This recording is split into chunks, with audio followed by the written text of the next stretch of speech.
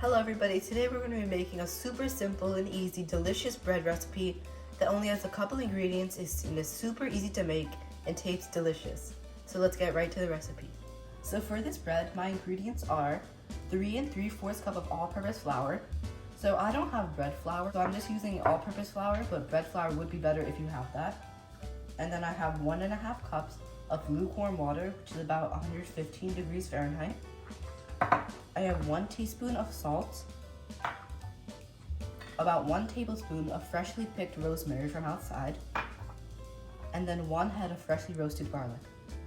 So the first step is to roast your garlic. I've already done this step, but it's pretty easy to roast your garlic. All you need to do is take one head of garlic, separate the cloves and peel them, and then line them on a baking tray, drizzle them with olive oil, and then bake at 400 degrees Fahrenheit for about 15 minutes. So I'm gonna start by combining most of my flour. I'm gonna leave about 1/4 of a cup left over so we can use it later for kneading. I'm gonna combine 1 teaspoon of salt, my rosemary, and then I'm just gonna mix it all together.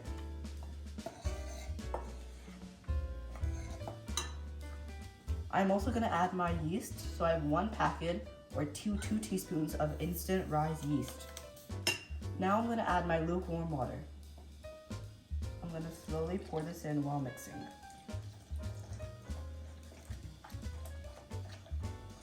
So you wanna mix it with a spoon just until the flour starts to come together. It's gonna be a little bit sticky, but that's fine. So now all the water's been incorporated with the flour, so I'm gonna add my garlic. But before I add my garlic, I'm just gonna mash it up with a fork.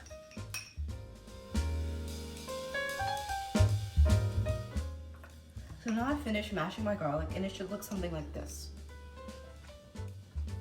Another method of doing this is you can just take the whole head without peeling it, slice it in half, drizzle it with olive oil, and then just bake it on a tray and then just squeeze out the inside. So now I'm gonna add this into my dough. So now I'm gonna start kneading my dough. So I'm gonna coat my hands in a little bit of flour, and then I'm just gonna mix it all together.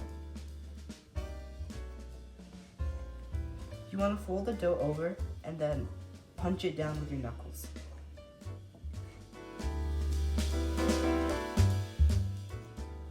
Okay, so my dough has finished kneading now. The kneading process should only take around 2 minutes. So you know it's done because it doesn't stick to my fingers anymore. When I press it down, it bounces back and it's pretty smooth dough.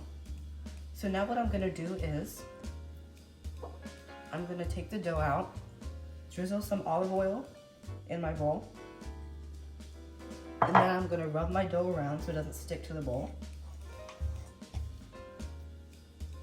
And now I'm gonna cover it with plastic wrap.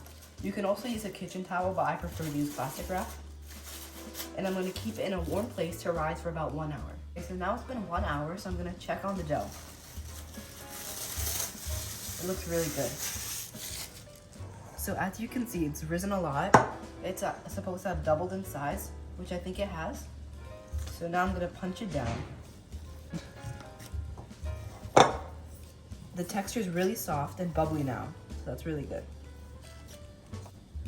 So now I'm gonna shape it into a ball so that we can bake it. So the trick to shaping into a ball is you pull out the outsides and bring them in. So you keep on pulling the outside and bringing it in from each side until it becomes like that. You just keep on repeating that step, and then when you flip it over, it'll be a nice ball like that, see? So now what I'm gonna do is,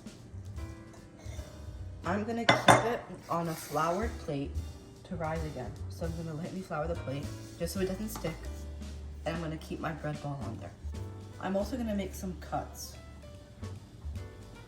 So I'm gonna use a sharp knife and just cut 2 diagonal lines like that. So now that my bread's shaped, I'm gonna cover it again and keep it in a warm place to rise for 30 minutes to 1 hour. Okay, so it's been 1 hour and my bread dough has doubled in size. So now I'm gonna try to transfer this to my floured pizza stone without changing the shape. So for this recipe, I'm using a pizza stone, but if you don't have a pizza stone, you can just use a regular baking tray. So now I'm gonna put this in the oven at 400 degrees Fahrenheit for 30 minutes. I'm also gonna keep a dish with about 1 cup of water on the bottom rack of the oven just to keep the bread humid and to prevent it from drying out. Okay, the bread is out of the oven now and it's cooled down, so now I'm gonna taste it. So I'm gonna cut into it. It looks really nice. I've got a slice of the bread and now I'm gonna spread some butter on it. I like eating it with butter, but you can enjoy it however you like.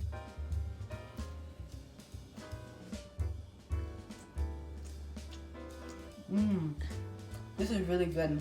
The crust is nice and crunchy and the inside is perfectly moist and soft. You can really taste the garlic and the rosemary. This is a really good bread.